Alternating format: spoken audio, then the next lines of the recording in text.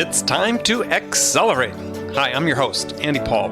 Join me as I host conversations with the leading experts in sales, marketing, sales automation, sales process, leadership, management, training, coaching, any resource that I believe to help you accelerate the growth of your sales, your business, and most importantly, you. Hello, and welcome to Accelerate. Today I'm joined by Cathy Salit, CEO of Performance of a Lifetime and author of a really fascinating book titled Performance Breakthrough, A Radical Approach to Success at Work. And in the title, performance is sort of a double entendre because it has a couple meanings, not just improving your performance, but using performance tools, if you will, to help you achieve a greater level of success. So Cathy, welcome to Accelerate. Thank you so much, Andy. I'm really, really glad to be here. Thanks for having me on your show. Oh, my pleasure. So you've got a very interesting background. So take a second, introduce yourself. And when you get a second, include in that, I want to talk about how you started your own school when you were in sixth grade. I thought that was particularly fascinating. Sure thing. Well, I'm from New York City and have lived here all my life. And I am a junior high school dropout, as you refer to. I had started a new school in junior high or middle school now, as they refer to it. And yes, you and I must be old enough to be junior high, but for everybody else it's middle school, right? Right. And I didn't like the new school that I was going to, and I had so Andy, this is speaking of how old we are, this is now in the early 70s, right? So America was in a lot of tumult. There were a lot of there was a lot of the civil rights movement, the anti-war movement, women's movement, and so on.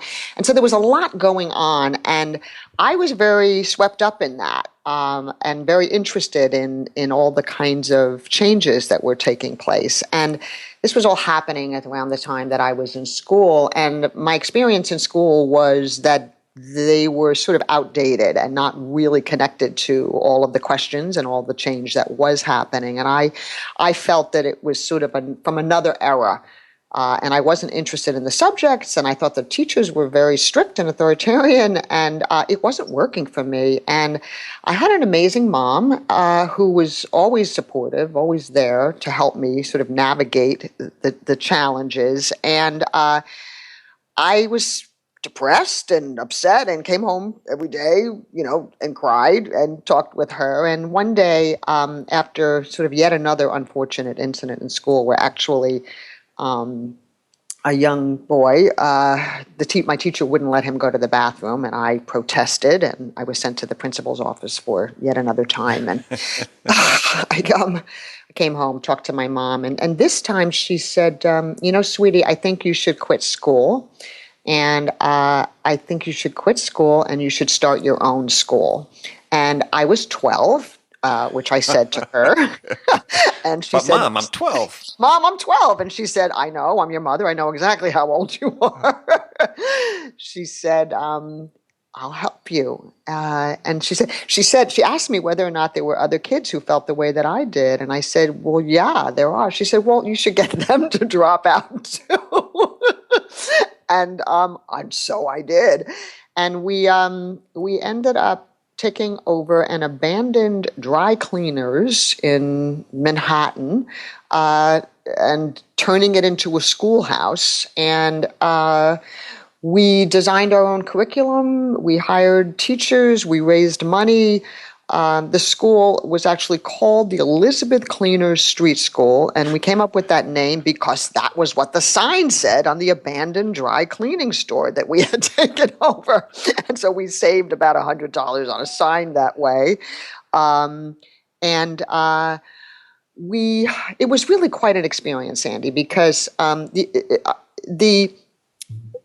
we discovered together by working with this sort of ragtag grouping of students and community volunteers and innovative educators how to build a school, and that experience of breaking rules and, if you will, making up new ones had a huge impact on me. And I think I think really helped make me who I am today, which is that I have continued to be very passionate about creating alternative forms of education, going outside the box, and helping people to create institutions, conversations, teams, organizations that work for them. And that often means helping people to grow and to experiment and to do things that might not sort of be the typical way to do things, but actually involve experimentation and asking questions and performing in new ways. So that's a little bit about the school experience. And fast forward, after many years of being involved in the theater and the performing arts and as a singer, while being interested in alternative modes of education and community activism, I co-founded Performance of a Lifetime. Now it's 20 years ago, as a way to bring some of the ideas, the concepts, and the skills that come from theater and from the arts into everyday work life, as a way to help leaders and teams to experiment, to grow, and to stretch, and to break rules and make up new ones in ways that are helpful for their own professional career as well as for the organization.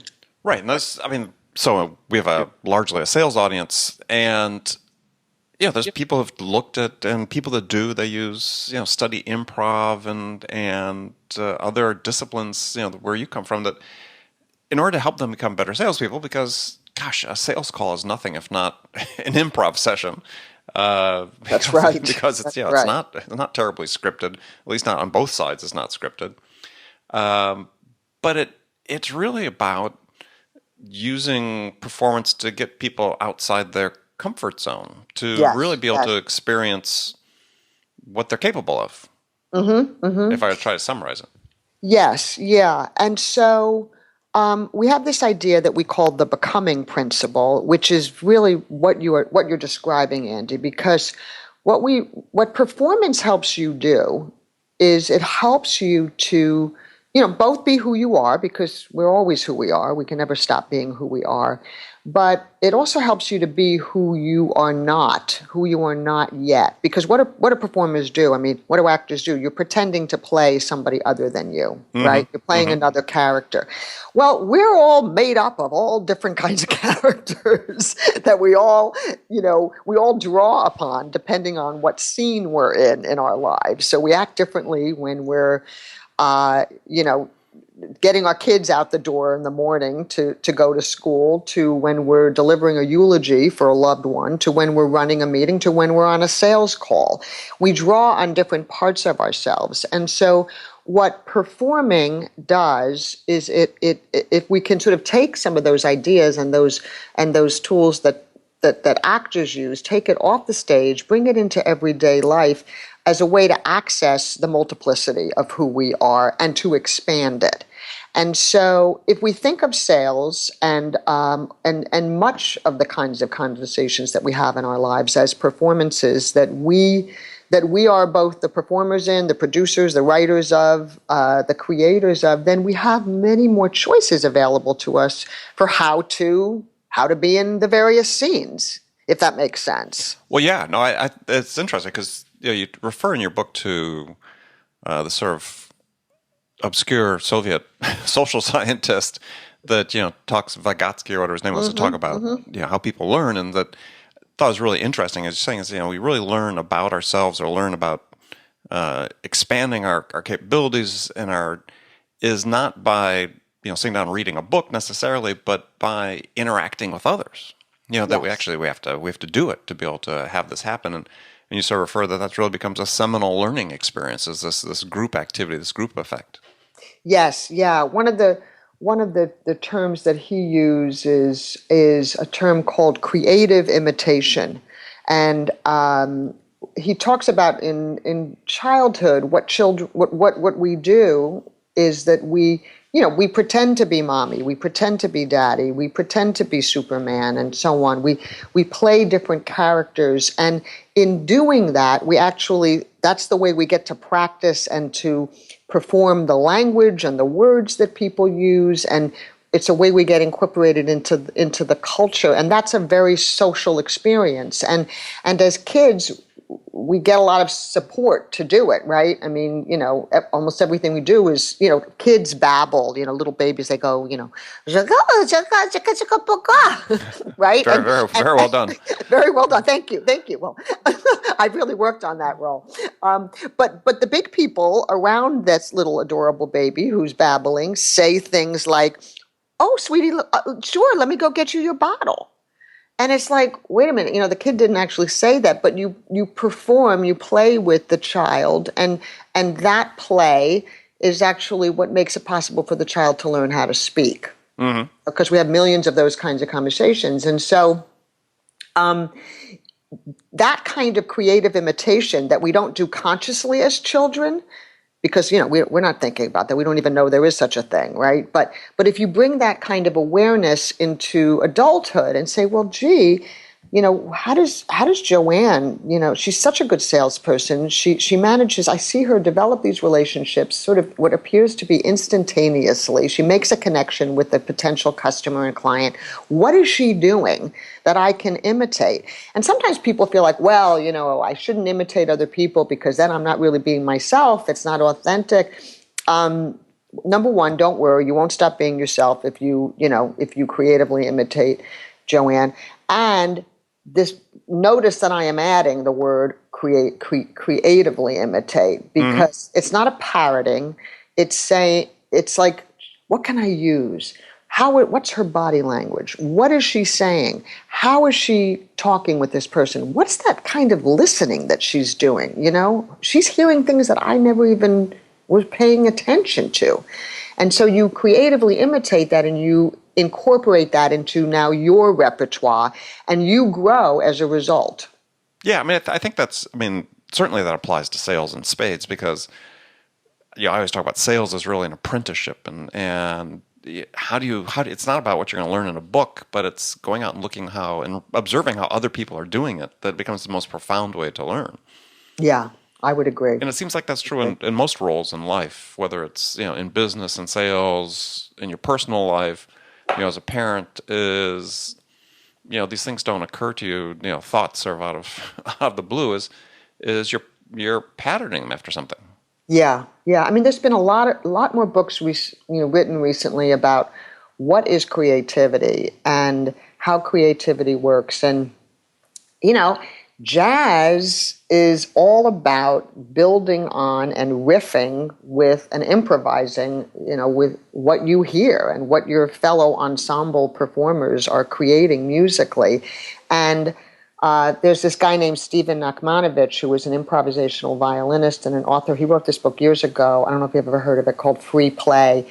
And one of the things he says is every conversation is a form of jazz. And so I think if we relate to sales conversations and, again, all conversations as a form of jazz, then what we're doing is we're sort of building on what came before. We're creating with it. Everything is, this is a guy named Kirby Ferguson. He says, everything is a remix.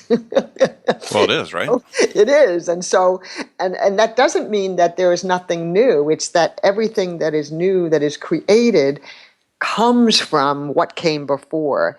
And I think that idea of building with what is before you is a wonderful way to be in the world and to interact with others. Yeah, and I think as for individual sales contributors and sales leaders that are listening to this, it's very profound. You think about it. You need to take what you see from somebody else, but then integrate it in an authentic way using your own style, your own way of addressing things. And that's where really the creativity comes from. But it's going to be based on what's come before and what other people are doing, and that's okay. Because, I talk about with companies, what I work with them and talk to them is, get your people, instead of focused on classroom training, is get your people out with peers or other people more and more so they can observe what they do more frequently. Mm-hmm. That, especially the successful people, that becomes a much more compelling educational experience. Yeah, yeah. And so I totally agree with that. And maybe what to add to that is, and then have some practice sessions where you get Right. to rehearse and you get to play some of those different, roles and these different characters, and you try it on and you say, oh, this is something I could make use of. This is something I could try. And so that's super valuable. Yeah, well, And I want to talk about that specific about how we can implement that, role play and practice and mhm. performance based tools when we come back after a short break, and we'll be back with my guest Cathy Salit talking about performance of a lifetime. Hi, this is Andy. Connect and Sell is used by sales reps at nearly 1,000 companies, including hundreds of technology startups and several Fortune 500 companies, to overcome the challenges of getting prospects on the phone. Companies using Connect and Sell grow their revenues faster by enabling their sales reps to have more sales conversations in 90 minutes than they could otherwise achieve in an entire week. Connect and Sell can be deployed directly to your sales reps, or you can take advantage of their outbound on-demand service, which delivers qualified prospect meetings scheduled directly on your sales reps' calendars. Visit connectandsell.com to learn more about how Connect and Sell can start filling your pipeline today. All right, we're back talking with my guest, Cathy Salit. Great early conversation about creative imitation. You talked about how all of our conversations are like jazz. I love that metaphor. As you think about it, it's improving on something that's been done before and building on something that's been done before. So you think about it in a sales context is one of the things I always try to caution people about is stop acting on autopilot. And stop being robotic, and assuming that every sales situation you can treat the same and ask the same questions, because you can't, because they're all individual, they're all unique, they're all different. And this jazz metaphor I love is because, you're going to start with the basis of your standard questions you ask, but then based on the interplay between you and the prospect, you're gonna riff on that, you're gonna improv on that, and it'll go a different direction, and both you and the buyer are going to learn something new as a result of that. Yeah, there's a term in improvisation. You might be familiar with it, Andy. I'm not sure if our listeners are. Uh, it's called hearing offers, and I talk about this in Performance Breakthrough because what an improviser is doing is relating, and I'm talking about like when you're on stage. I'm an improvisational comic. I'm part of an improv comedy troupe called the Proverbial Loons here in New York City, and I've been improvising for over 25 years, and what's at the core of what makes improv work is that anything that anybody does or says, you relate to it as an offer. And your job as an improviser is to accept that offer, say yes to it, and to build with it, even if you don't like it. And, because sometimes you think the term offers must mean it's a good thing, or quote, a good thing. But in improv, everything is a good thing. Everything is a good thing. Somebody comes on stage and starts, flapping their wings and flying around, and you suddenly realize that they are performing as a vulture, and you're the dead body that they are. You're the person that they're about to devour, and you came into the scene thinking, you were going to play a 3-year-old. Well, you've got to notice and see and hear the offer of this quote vulture flying around. Waiting for your for your bones, and accept it, even if it wasn't what you expected. And this is important because this is where salespeople oftentimes get stuck. Is that they've got this they may have visualized the way a sales call is going to go based on a history of what they've done in the past, or even a script that they're working from, and they get hit with something out of left field from the prospect they're talking to, and they sort of just stop. Yeah. I think that the posture of an improviser, which I think salespeople can learn from, is I can't wait for the curveball. I can't wait to be surprised. Like, I think that the posture, like I think I'm a pretty good salesperson. I'm not the best, but part of what I do, which I think has really helped me and my team, is to go into every sales conversation like, I cannot wait to be thrown something that I have not heard before. I hope for it. I love it. I love that. Yeah, because then that means that what we're doing is I'm now able to focus more on creating, if you will, an improvisational scene, the jazz of every conversation. And for me to have the creative challenge to figure out, oh, this is cool. How can I share what we have to offer in a way that may or may not connect with what this person cares about? And I love that challenge. And I think that in general, we could be more open to it in sales situations. Oh, absolutely. That hopefully is what people are getting from this conversation is that, and I talk about that, people need to listen without judgment to prospects. Yes. And I think that becomes so important when you're talking about hearing offers, right? Is that part of the problem that with sales too often, like I said, it's sort of increasingly scripted in their outreach with initial conversations with prospects. And as a consequence, they're thinking about what's coming next as opposed to really listening, like I said, without judgment, without bias to what the prospect is telling them. And how are you going to hear those offers if you're filtering them out? Yeah, yeah. I had a question for you. I know Sure. you're the person who's supposed to be asking questions. No, we'll turn this into the Cathy Salit show. That's fine. So part of what helps me and what I try to help people do when we're doing sales training, because it is one of the things that we do as well, is to say to people, don't try to make the sale. But don't be focused on making the sale. Be focused on building a relationship and creating a conversation. Mm-hmm. And I have found that direction for my own purposes, and also when we give this direction to other people, that it frees you up to, as you're saying, to listen without judgment and to be totally present, because it's not like you're going to forget what you're there to do. You're not going to forget about your product or service. You have all of that with you, but you're prioritizing the connection and the building of the relationship as opposed to making the sale. And I wonder how you think about that, and if that's what I feel like makes it possible to hear the offers. But I'm interested to hear what you think. Oh yeah, very much in alignment with that. Is that to me an order is an outcome of a process, and you can't control the outcome. All you can control is the process. Yes. So focus on the process, focus on the relationship. It's all about the customer. It's not about you. And everything that you're doing, when I work with companies and in my writing, I turn the sort of sales equation on its head. It's not about selling. It's about helping somebody make a decision. Right. Love that. So that's a service orientation. And and if you come from that point, then the conversations become much different. Yeah. I love that. Helping someone make a decision. Exactly.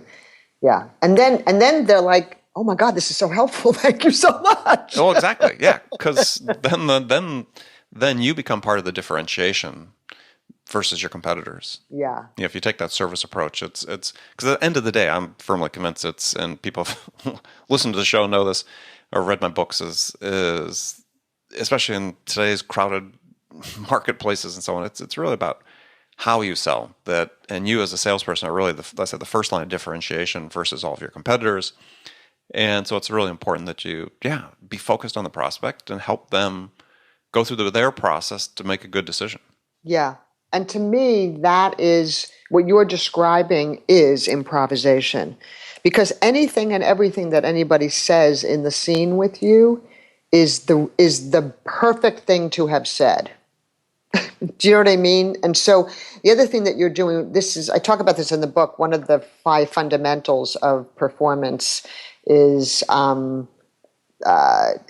improvise your life, right? And so there are these tenets in that chapter. I won't go through them all, but one of them is make the other person look good. You know? Exactly. And so that whatever they're saying, whatever they have said to you, whatever they've done is exactly the right thing, is exactly what you wanted to talk about. And so back to your thing about the autopilot, if what you're conveying to your potential customer or to your client, that's not what you're supposed to be saying to me now. I'm on page 35 of my deck presentation, and you're asking a question or you're making a comment that is disrupting my flow. Right. That's not going to work. But if if you're in the middle of your presentation, your prepared presentation, and somebody starts to yawn or look at their watch, the response should be something like, "Oh, this might be a perfect time for a break. Let me find out what you're thinking. Is this still working for you?" But so the offers that we get are there. They come in many different shapes and sizes. But whatever it is, we have to convey to the people that we're talking with that this is exactly what's supposed to happen. Well, yeah, and absolutely. So I want to, in the few minutes we have to talk about this, tell me about some of the exercises, or tell the audience about some of the exercises that you do to help people sort of, learn the improvisational skills and be comfortable with them. Because as you talk about, they're really about taking people outside their comfort zones, breaking sort of with the status quo. Because for most people, you can say, okay, well, you could stick with the status quo, but really, how's that working for you? Right. So tell us about some of the exercises that you work with teams and individuals to do to help them sort of embrace this performance-oriented way of improving themselves. Sure thing. Well, one exercise that we do is something that is considered sort of the core of improvisation. It relates to what we were talking about before about hearing offers. Is this phrase "yes and"? And yes, meaning that no matter what anybody says or does, again, even if you don't like it, you find a way to say yes to it. Sometimes that means saying yes to the specific thing that they've said. Sometimes it's saying yes to the person. And then the "and" is what comes next given what you've heard. Our natural tendency is to say yes, but, which is really a version of no. Right. So one exercise is just literally like spend a week saying yes and if you don't literally say it, although it can be helpful when you're first getting started with this, mean it and see where it takes you. And one of the things that I think makes it hard to do that is that you don't know what's going to happen. And so this helps people to become much more comfortable with the uncomfortable, with the ambiguous, with the unknown. And that's a really important sales skill, leadership skill, and life skill to have. So that's one exercise. Another exercise to think about is, and I'm thinking about this specifically for sales situations, or rather networking situations, which can be, sort of the bane of our existences, because some people, and I'm, I consider myself like a very social person, but even I find them difficult. Sure.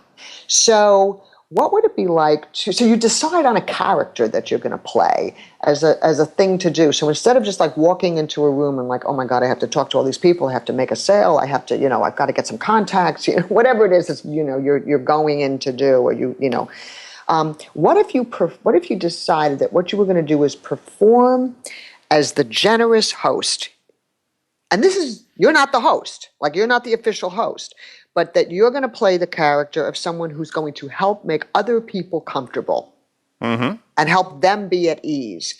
And it's amazing how many people will now want to talk to you because you're making them feel good and you are actually starting to meet some people that you haven't met before. So what is that performance? You can decide what that is, but just that mindset and that role, that character can really make a big difference. Another performance, another character that you could play is to be someone who is very curious. And you want to learn all about what people are doing, what they're into, who they are. And again, that gives you a way in. It gives you something to do. I mean, actors, we have funny language. Sometimes it's called, what's my objective in the scene? What's my motivation? What's my motivation, right?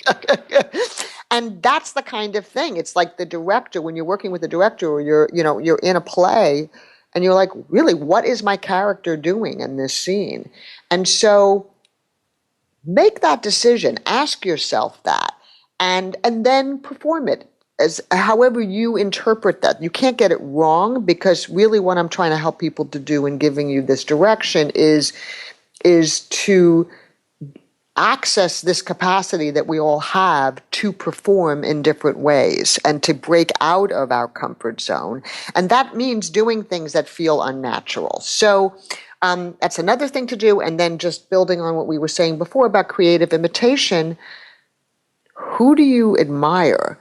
Who, either somebody that you know, someone that you've seen. It could be, somebody that a movie actor, like the way they talk, the way they carry themselves. I sometimes, when I'm feeling sort of intimidated by a situation, I will channel Katharine Hepburn. I mean it, Andy. It's totally bizarre. I don't like with the locked jaw and everything.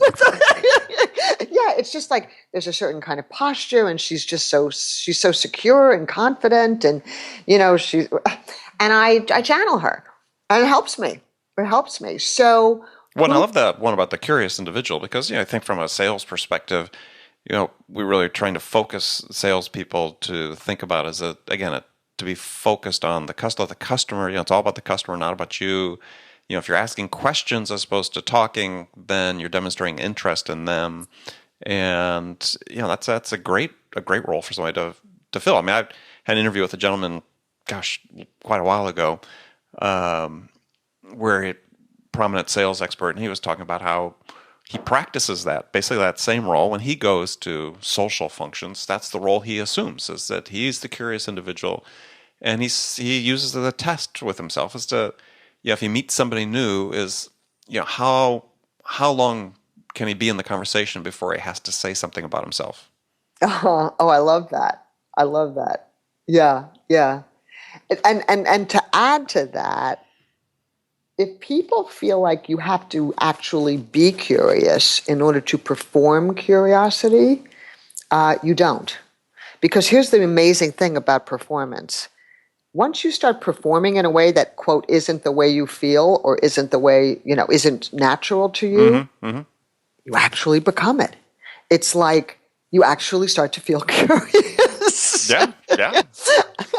and then back to the hearing offers, if you're curious, then you're going to hear some stuff that you're going to be able to build with that has to do with what it is that you're selling, most likely, as well. Yeah, and I think the offers you hear from the customer are an opportunity to take the conversation to a depth that you wouldn't normally get to.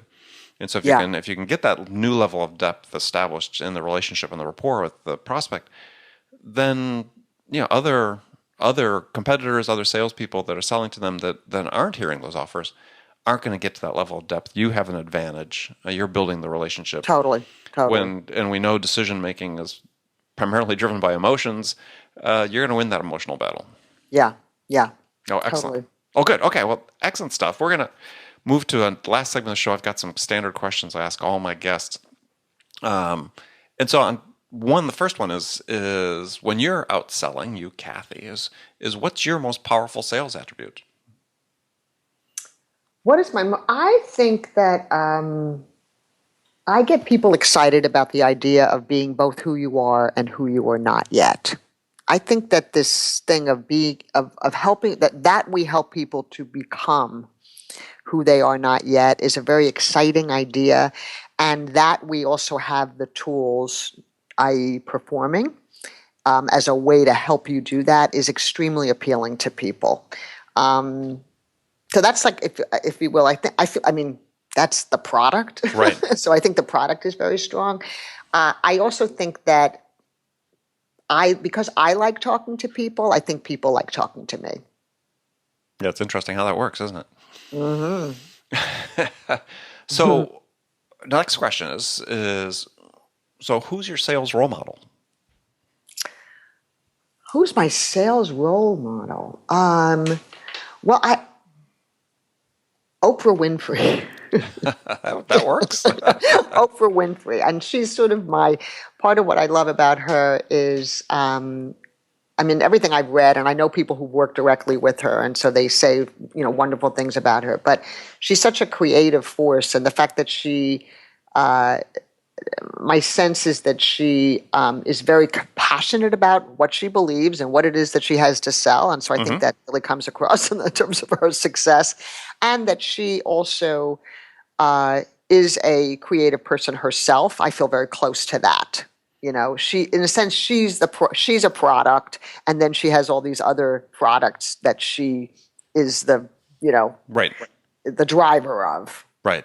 Well, she's also obviously very curious. You just look at the things she gets involved with. Very curious, yeah. Yeah, I don't think you can separate that from her success. So, besides your own, one book you think every salesperson should read to help them achieve their potential? I think Dan Pink's book, To Sell is Human, is a great book. It is. Excellent. I love it, and I'm in it. So, well, but that isn't why I love it. I really think it's a cool book. It's a really interesting way of thinking about sales, and yeah. Yeah, well, clearly a mutual admiration society based on his quote on the cover of your book.